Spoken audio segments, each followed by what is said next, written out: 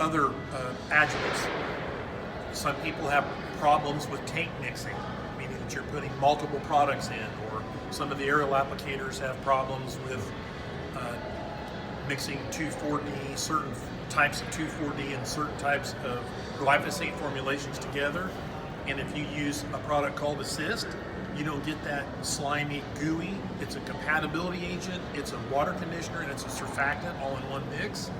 And it also helps with the products in delivering uniform tank mixtures with a surfactant and water conditioner all in one.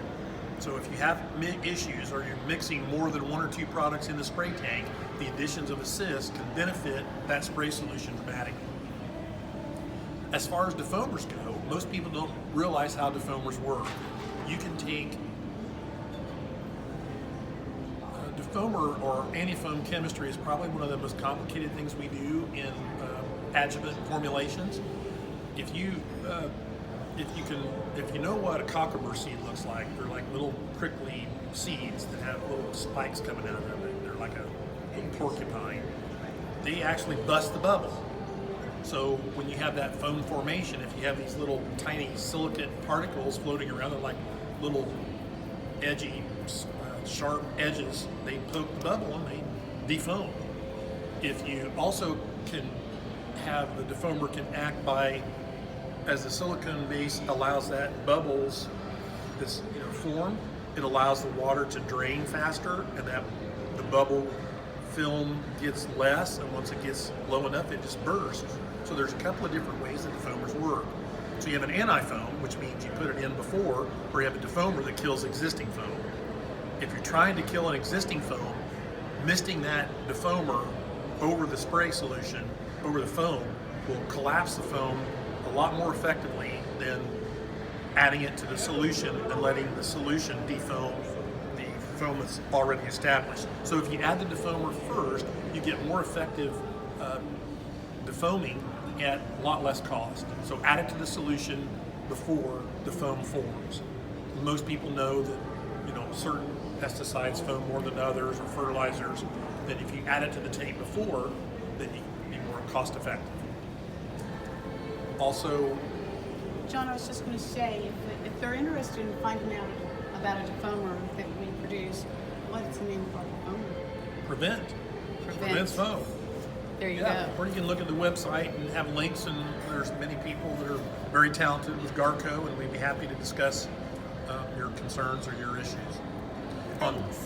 As far as tank cleaning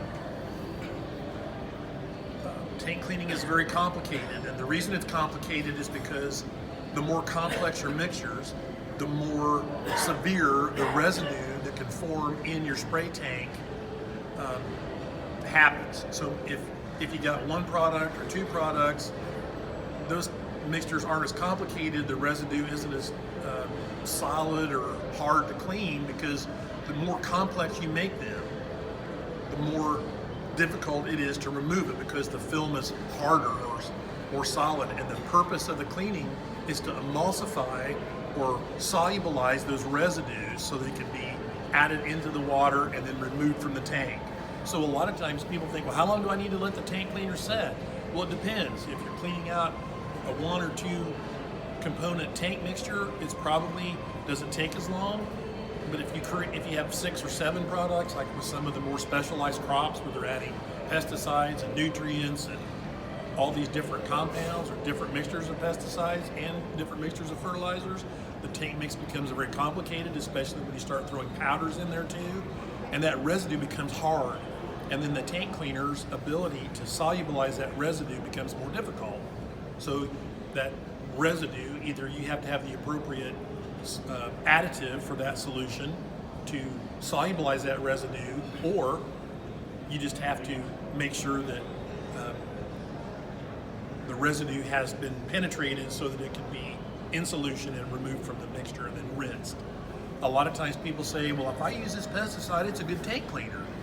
Well, if you think about it, the pesticide contains a lot of emulsifiers or inert ingredients that are some functional purpose. It makes the chemical mix with water, it makes it mix with other compounds, makes it compatible with fertilizers if you're putting fertilizer with it.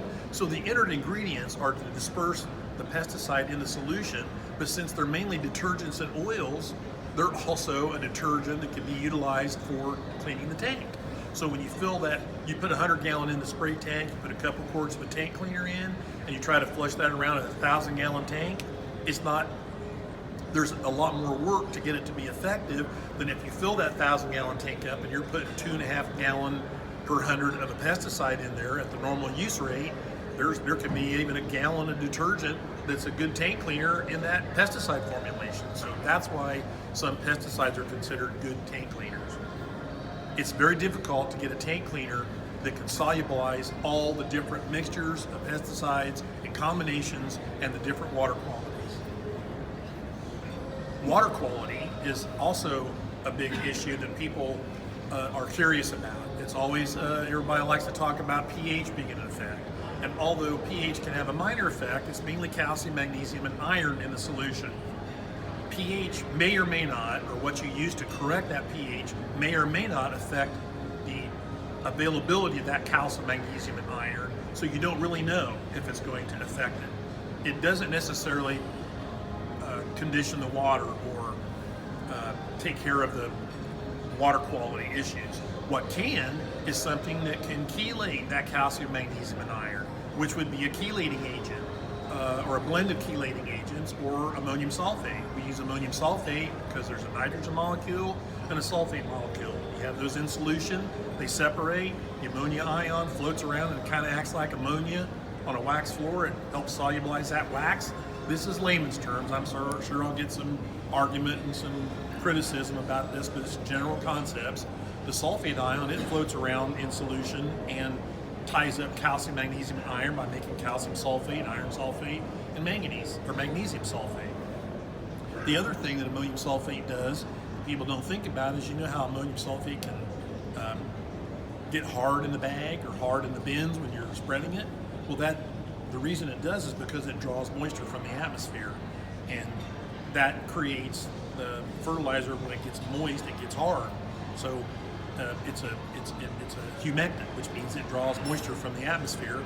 That's why ammonium sulfate is also good, because it keeps that drop of liquid longer, giving the pesticide solution or the fertilizer solution more opportunity for a longer period of uptake into the plant.